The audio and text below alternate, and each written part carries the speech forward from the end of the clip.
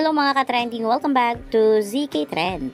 Nagkaroon nga ng birthday party si Bel Mariano kasama ang kanyang pamilya, malalapit na kaibigan at kanyang buong team at syempre hindi mawawala si Donnie.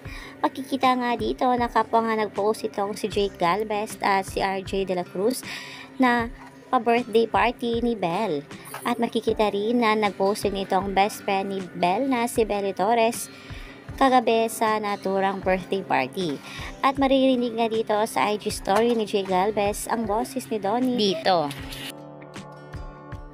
Kaya naman mga kabablis ay abangan pa natin ang mga video pa sa birthday party ni Bel kagabi.